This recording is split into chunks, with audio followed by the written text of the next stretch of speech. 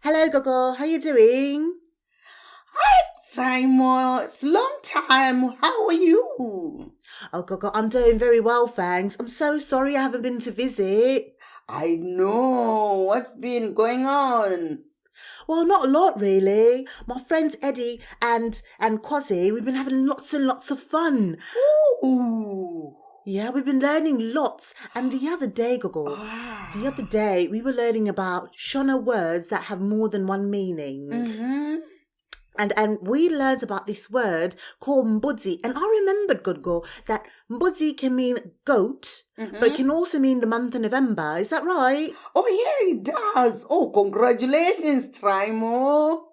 Oh, thanks, Gogo. But Gogo, I was thinking, are there other words in the Shona language that can mean more than one thing?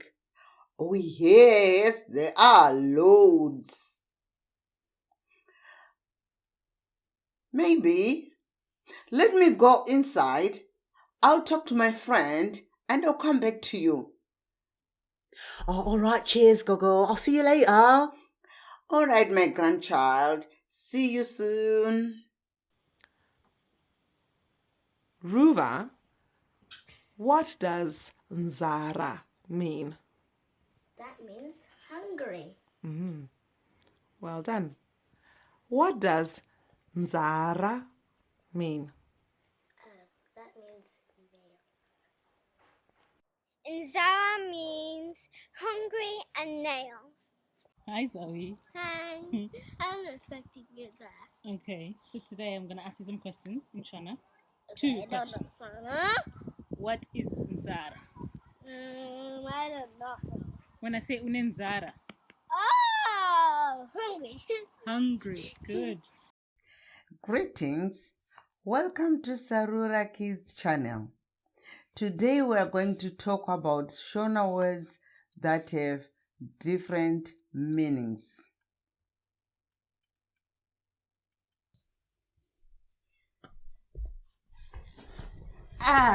Hevani gogo. Komaswera sei? Tanzwa kuti nhasi tiri kutaura nezvemazwi echishona anoreva zvakapfuurira zvakawanda.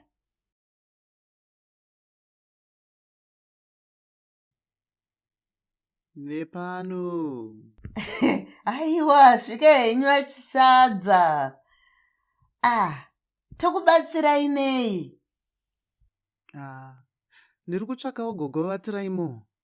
Ndanzwa kuti vasvika pano nemuzukuru wavo. Oh, aiwa, gogo vaTraimo vaenda kubinduko. Svikai henyu ikoko munovaona variko kubindu garden. Maita basa. Madzimai. Aiwa, madzibaba.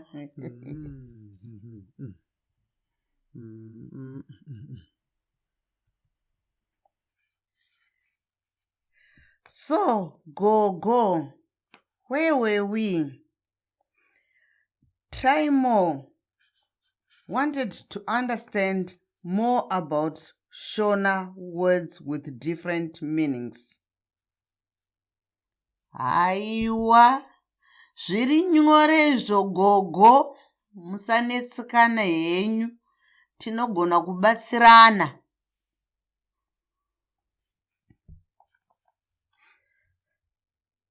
The first word Trimo was asking about is mbudzi. What would you think about? Mbudzi. Mbudzi zvinoreva mwedzi waNovember. Mwedzi waNovember unonzi mbudzi. Asi mumwedzi waNovember mwedzi unoyera kurooresa vana muchishona chedu. Zvakare mbudzi zvinoreva mbudzi dzatinochengeta mumusha. Tinochengeta hwai, mbudzi, mombe, mbudzi, animal. Oh, yes, that's very interesting, Gogo. I always find mbudzi very interesting. It makes my November, that's for sure. Aiwa tese. Now here's the next one. Zuva. What do you think about it when I say zuva? Gogo. Zuva zvinogona kureva zuva, day of the week. Zuva rokuti mugovera muchishanu china izuva. Zuva rinoreva zvakare zuva ratinoona sun rinonzi zuva. Zvakare zuva rinoreva kupisa. Tinoti zuva rapisa, kupisa. Saka zvakinoreva zvakangosiyana siyana. Zuva. Oh, now we have this word that I love because you know I love to sing. Hey, I've given you a clue, but never mind. Can you tell Trymo what and his friends about this word imba? Zvinoenderana nekuti makakwidza izwi here kana kuti rakaderera. Imba zvinoreva imba, house, kana kuti imba kuimba, rwiyo. Saka imba tinoperengera zvakafanana asi zvichireva zvinhu zviviri zvakasiyana zvichienderana nekuti tashandisa izwi iri papi. Oh, thanks, Gogo. You really have very helpful. I like this game. We've got another word here. We've got tsika. What do you know about tsika? Gogoka. Tsika zvinoreva culture. Culture. Magariro edu vanhu vechishona tinoati itsika dzedu, tsika dzedu, our culture. Zvakare tsika zvinoreva kutsika patinotsika tichifamba, kufamba kuti ufamba kwatinoita zvati tichiti di nemutsindo tiri kutsika. Saka tsika zvinoreva mazwi, nzvimbo zvinoshandiswa pamazwi akasiyana pairi kureva kuti kufamba kana kuti culture. Gogo, I heard you grew up on a farm. So I know one of the meaning of this word very well. The next word on our list is furo. What do you know about furo? Gogo munovhunzisisa wemi. Furo zvinoreva kuti ukanga wakadzikisa izwi rako wakati furo zvinoreva kunofurira mombe. Kwatinoenda mombe tichinodzichengeta dzichidya huswa kuti dzigokura kumafuro rinonzi furo.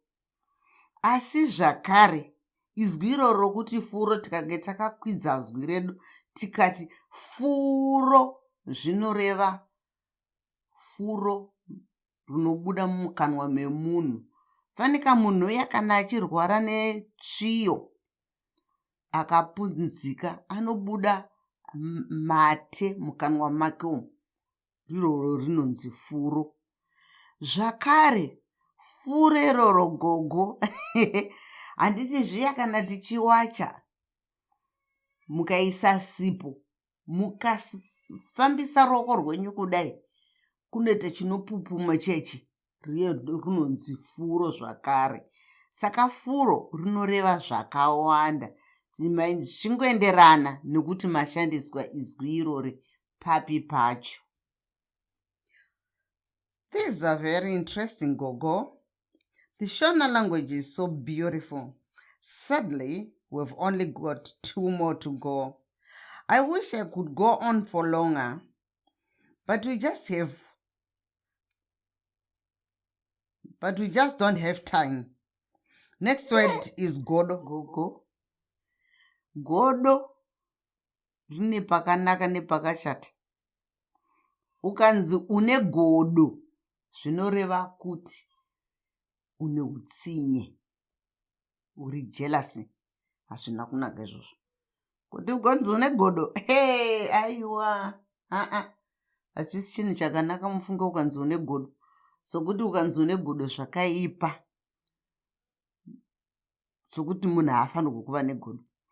Asi godo zvakare tinogona kurishandisa chigodo chesipo, piece of soap, rinonzi godo. Kana kuti godo rinopuhwa imbwa, bhonzo.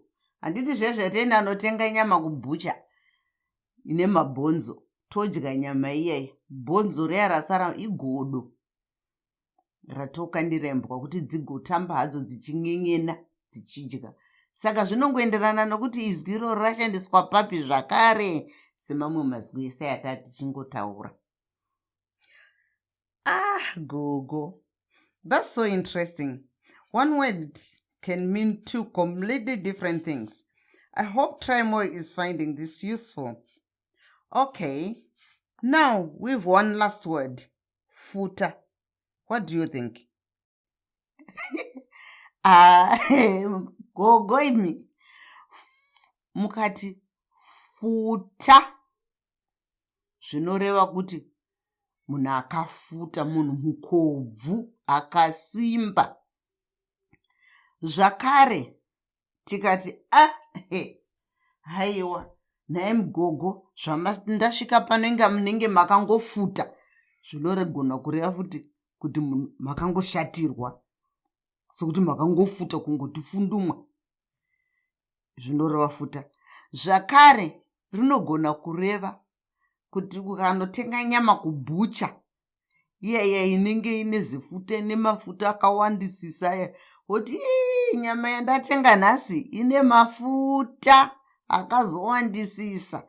Saka mazwi ayaya, aiwa, zvinongoenderana nokuti rashandiswa papi pacho gogo.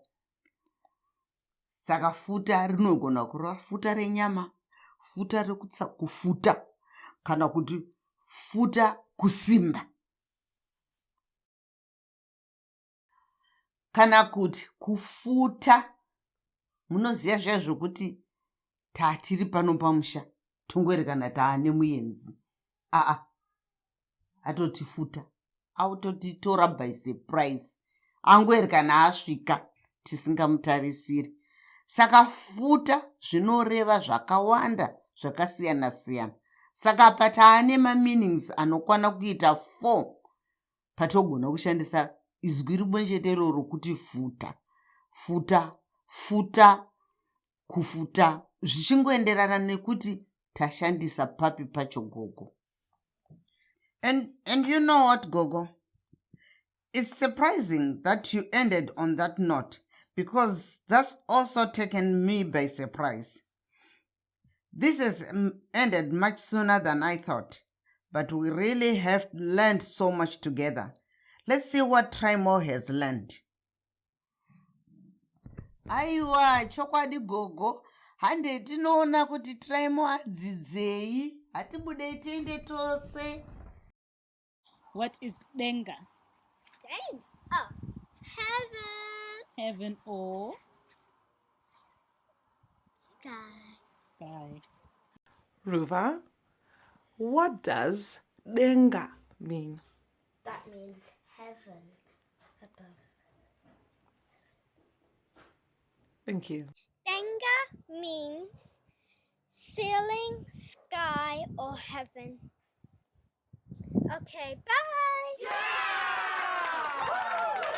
So, Trimo, my grandchild, shall we go through what we learned today? Yes, please, Gogo. I found it very interesting, but there's just so much to remember. Yes, my grandchild, I know. So let us start. Shall we first we had mbudzi. This can mean goat. Hey. Zvichireva futi kuti November. November anonzi mbudzi. Saka mbudzi ndi goat kana kuti mwedzi wemugore. November. Then we had Zuva, which means days of the week or month or year. Zvichireva zvakare zuva izuva ratinoona mudenga umo, the sun, rinonzi zuva. Kana kuti kupisa tinoti kune zuva, tichireva kuti tiri kutsva. Yes, that's correct. Our next word was tsika, which means culture. Tsika zvakare zvinoreva kutsika kwatinoita tichifamba netsoka, tinotsika. I liked hearing about furo and how this means pastures. Furo zvinoreva futi zvakare kuti furo rinopupuma richibuda mukanwa makomo. Riya kana kuti munhu anenge aine chirwere chetsviyo, epilepsy, akapunzika anopupuma furo. Saka furo iroro kana kuti tichiwacha patinokwiza pepe panobva papupuma furo. Saka furo rine pakawanda zvakare muzukuru. Imba is another of my favorite words because you know how much I love to sing. Aiwa zvichireva kunyangwe neimba yatinogara, imba yambuya ako Tremo, imba yandinofarira, imba kunyangwe imba iri panze iyo, imba yedu panze apo patinogara, imba, building. We spoke about godo, which means born. Godo. Ukanzi une godo, zvireva kuti une jerasi. Jerasi, haufarire kubudira kwa mwanuka. Zvinotokusvota, rinonzi godo iroro. Zvakare, godo riya rinopuhwa imbwa. Kana imbwa ichidya, inopuhwa godo kureva bhonzo. Bhonzo rinonzi godo zvakare. And then we finished with futa, which can just mean fat. Fat from meat, fat of a person.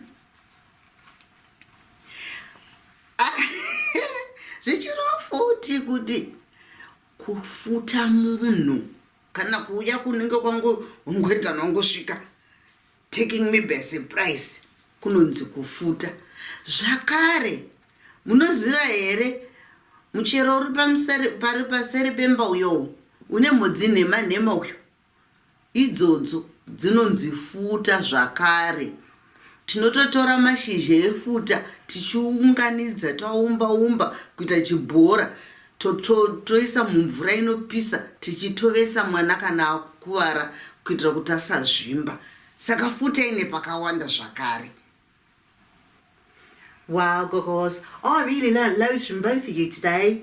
I'm really glad I came, but I really hope you know what I mean when I tell you this next word. What word is that, Tremo? Well, Gogo, all of this learning has made me really hungry. Danin Sarah.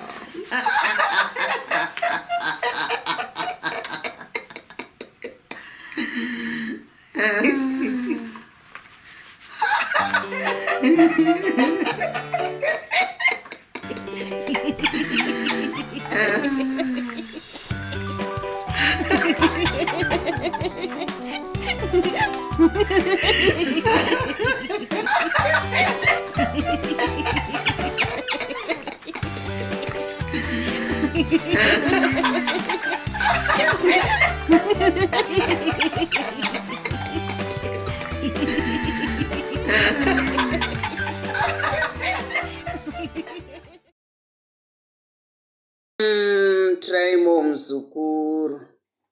What a beautiful day for going on a nature walk.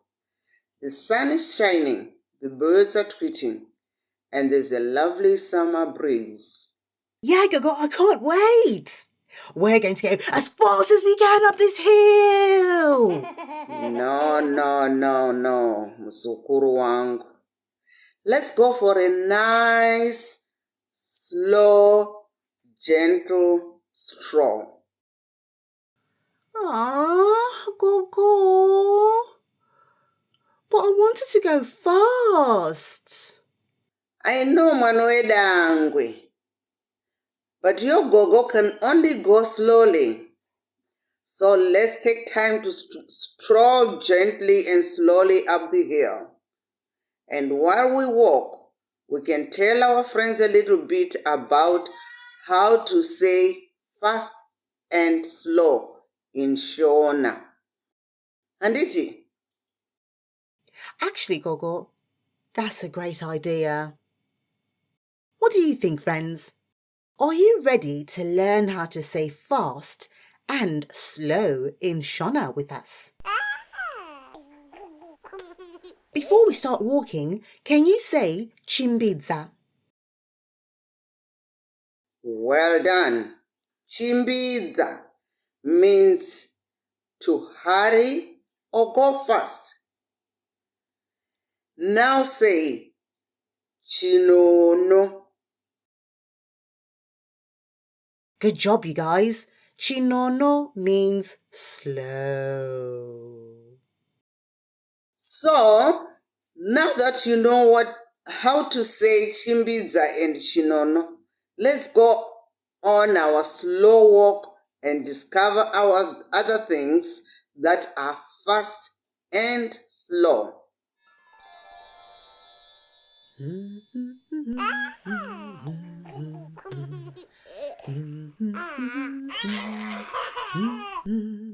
Chimbidza, Chinono, Chimbidza, Chinono, Chimbidza, Chinono, Chimbidza, Chinono, Chimbidza, Chinono, Chimbidza, Chinono, Chimbidza, Chinono, Chimbidza, Chinono, Chimbidza, Chinono, Chimbidza, Chinono, Chimbidza, Chinono, Chimbidza, Chinono, Chimbidza, Chinono, Chimbidza, Chinono,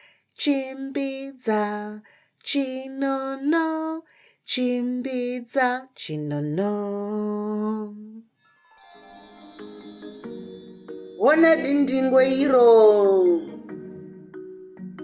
Dindingwe rinochimbidza here kana kuti rine chinono.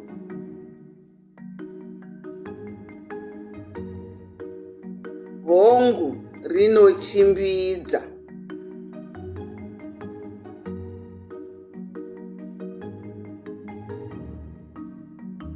Ona kamba iyo.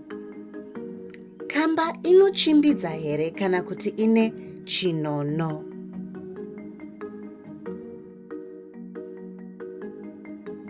Hongu. Kamba ine chinono.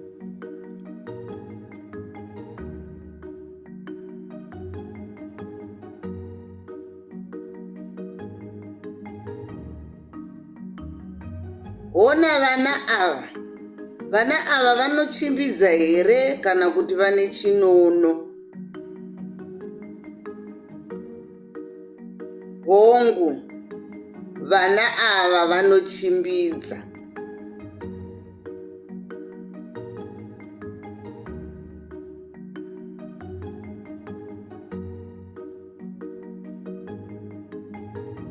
Ona munhu uyu anochimbidza here kana kuti ane chinono.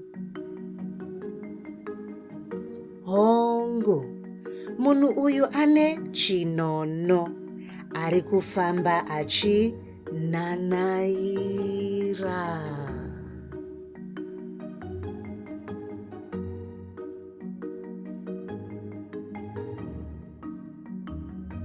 Mifananidzo iri kumhanya inochimbidza.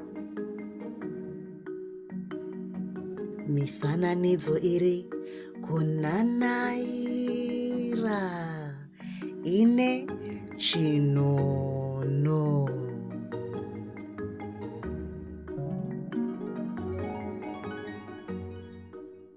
So friends, what did we learn today? We learned that chimbidza means to hurry or go fast.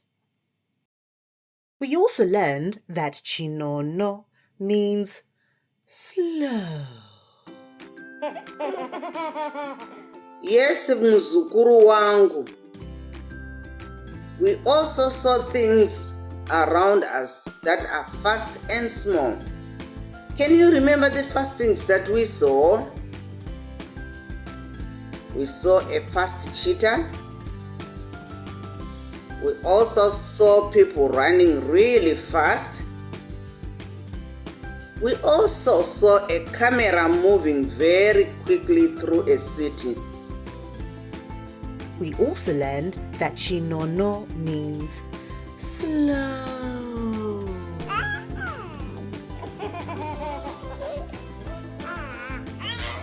We also saw some slow things. Do you remember the slow things that we saw today? We saw a slow tortoise. We also saw a person walking slowly. We also saw a camera moving through a city slowly.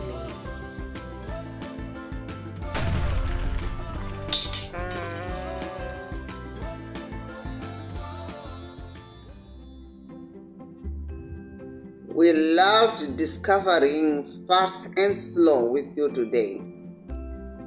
Why don't you look around today? What fast or slow things can you find?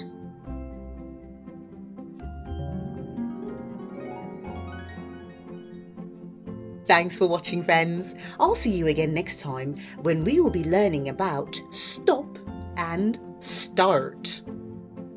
Don't forget to like this video and subscribe to our channel so you can get notified of our latest videos. See you later. See you later.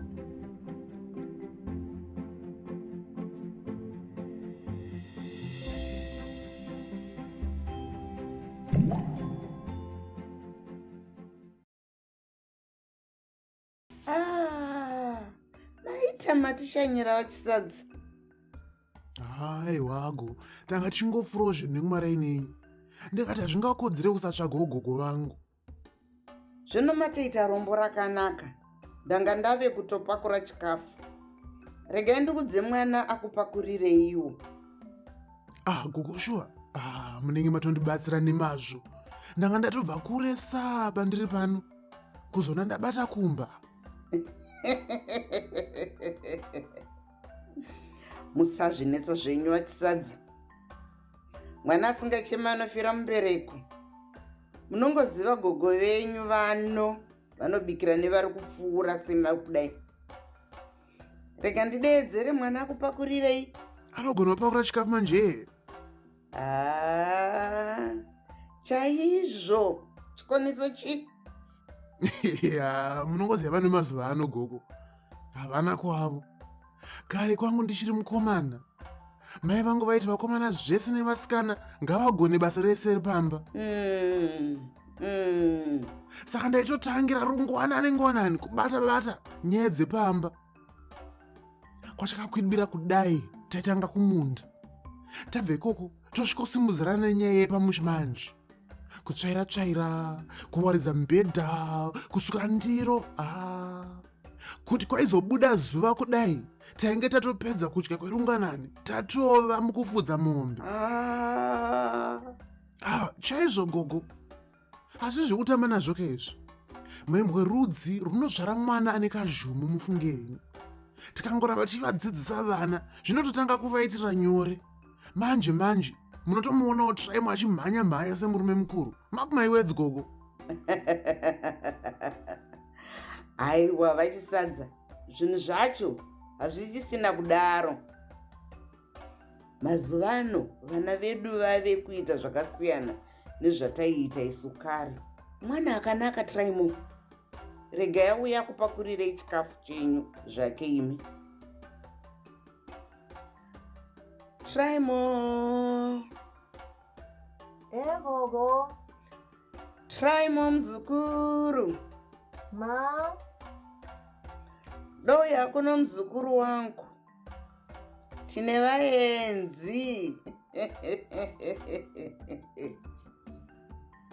Kazwa wachisadza makadii.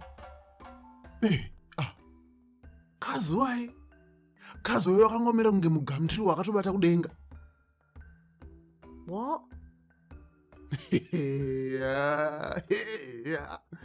Wati futi.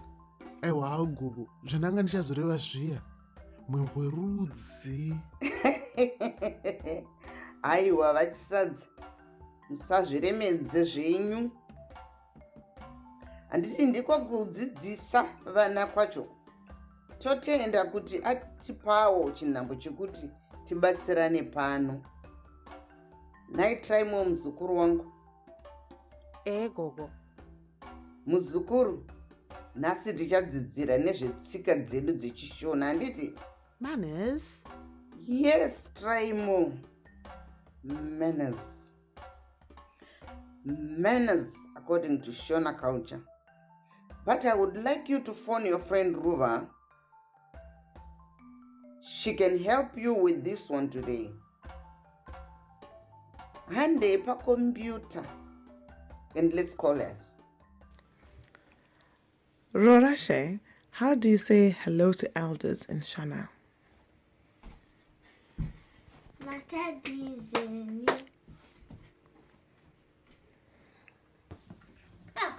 Makadianu. Oh, again? Okay. You guys want this? Okay, good. Makadianu.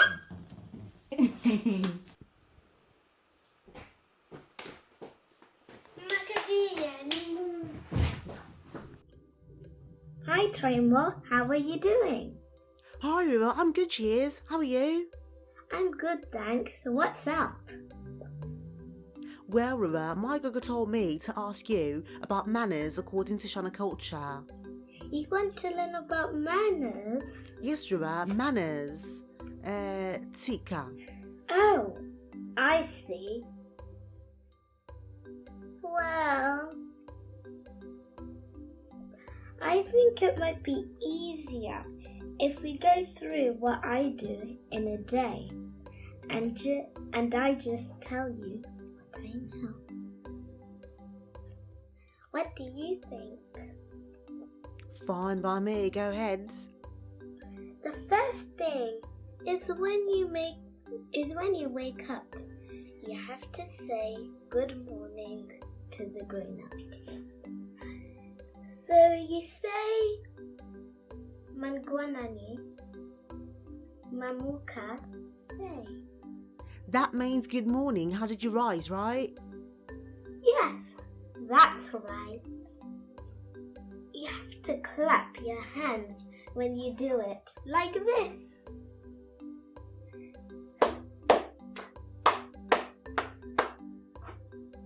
Yeah, that's right. That's right. But my Gogo tells me that I have to clap a different way. You're right, Traimo.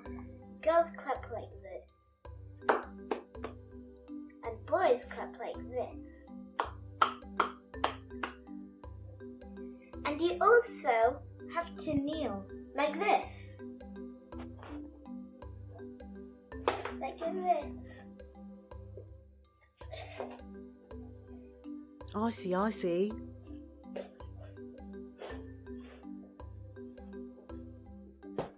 So as soon as someone comes to your house, you should go and say hello to them like that. Ah, I see. What else? Well, when you talk to any grown-up, you should always wait until they finish speaking before answering. You have to be polite and listen carefully. Yeah, you're right, Rua. My parents also tell me I have to help my gogos and granddads whenever they need my help. Yes, Trimo, grown-ups need help. You have to offer to help them. That's really good manners. My mum tells me that you just have to remember to be polite and be kind. When you do that, you remember to say your pleases and your thank yous. You also learn more things that grown-ups are teaching you. That sounds really easy, actually. Thanks, Rua. Thanks, Trimo. Did that help? Yes, Rua, it definitely did. I now know what I'm supposed to do when saying hello to our guests. Glad I could help. Yes, thanks. See you later. All right. Goodbye. How do you say good night To who? to grown-ups? I'm a gran. Good girl. How else can you say good night to grown-ups? Murray Musse. What's that? Murray Musse. Murare mushe. Aya. Murray Jakanaka. Tonana Mangwana. Oh, Trimo Mzukuru. Are you finished talking to Rua on the phone? Yes, Gogo, I'm done. Did you learn about manners? Yes, Gogo. So, do you know what you have to do and where you went wrong? Yes, Gogo. When Vachisaza came, I should have come here without being called. That's great, my grandchild. Did you learn anything else? Yes, Gogo. I should have said hello while I was kneeling. Hayi, yesh. Ingwane mazona moya nazo. Well done, Trimo. You are really learning, anditi. Yeah, I've got the best Gogo in the world. Aiwa, chienda zvako muzukuru wangu. I'm sure you have lots of things to do. Okay, Gogo, bye. I'll just bring some food for our guests first. Maone manje. Ndiwo vanhu vatinofarira ava manje. You're doing very well, my boy. You're doing very, very well.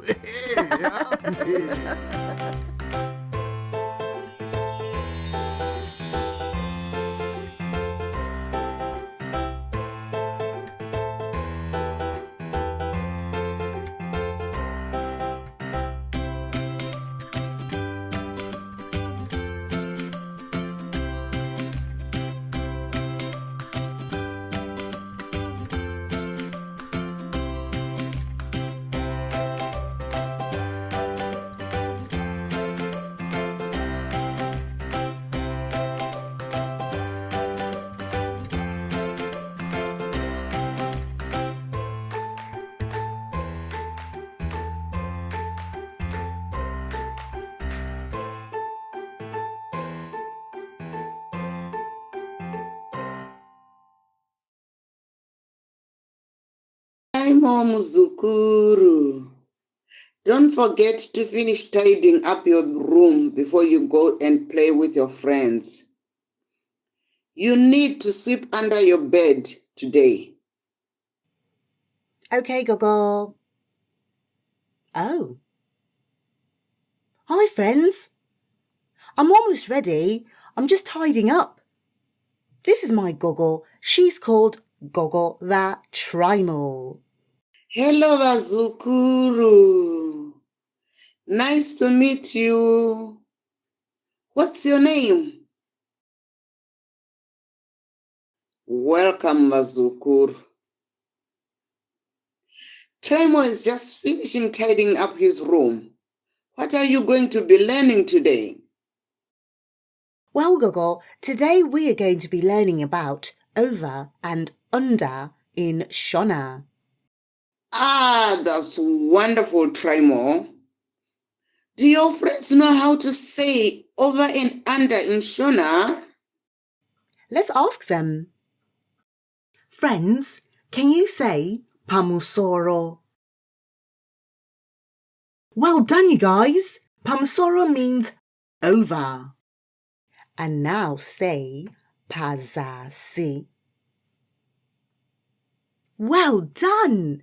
Pazasi means under. Okay, vazukuru vangu.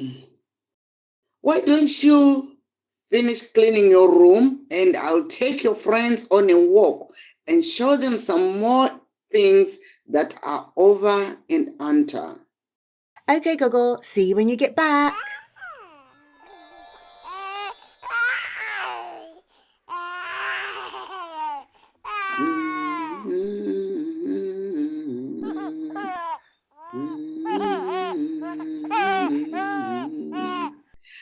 Pamsoro pazasi, pamsoro pazasi,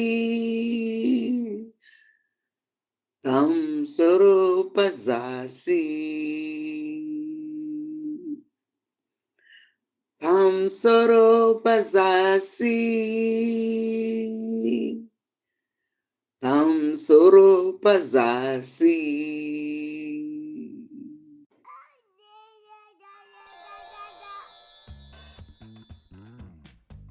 Onai motokari idzo vazukuru vangu.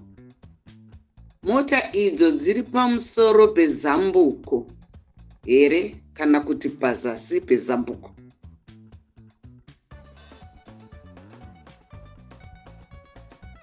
Hongu, motokari dziri pamusoro pezambuko.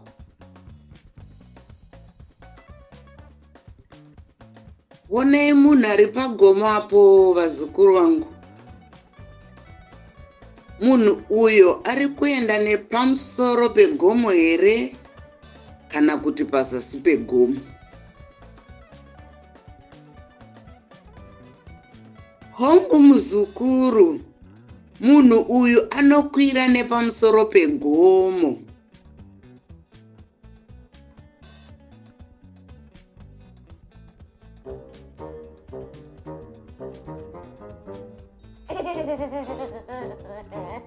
Onai vanhu vari kusvetuka mhingamupinyidzo. Vanhu ava vari kuenda pamusoro pemhingamupinyi here kana kuti pazasi pemhingamupinyi. Hongu vazukuru vangu, vanhu vanosvetuka pamusoro pemhingamupinyi.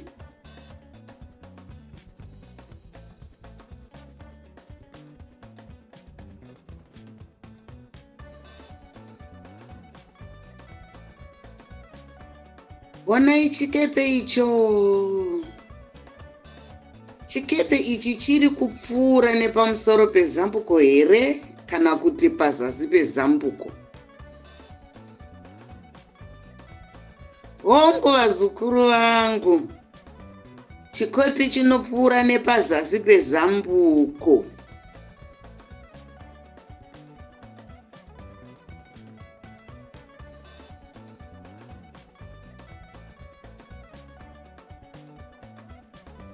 Onai katsi. Katsi iyi iri kupfuura nepamusoro pegumbeze here kana kuti iri pazasi pegumbeze. Hongu vazukuru vangu, katsi iyi iri pazasi pegumbeze.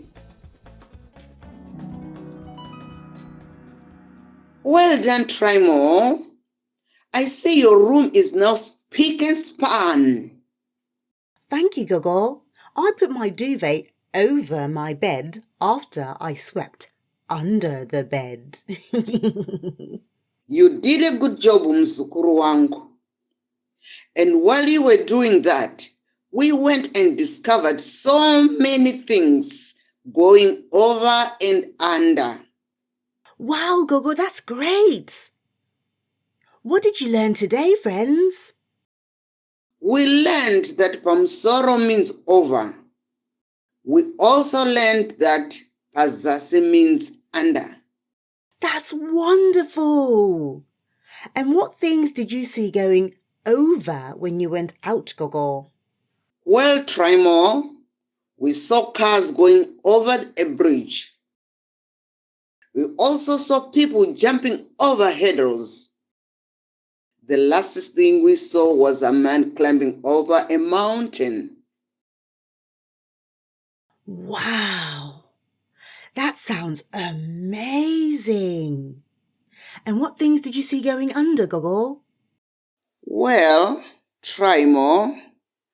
We saw cars going under a bridge. We also saw a boat going under the bridge. The last thing we saw was a cat under a blanket.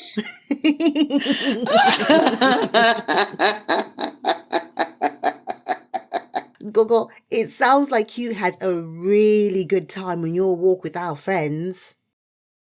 I really did, muzukuru wangu. It's time for us to go now, wazukuru wangu. Please come back next week so we can learn more about clean and dirty together. Goodbye. Bye.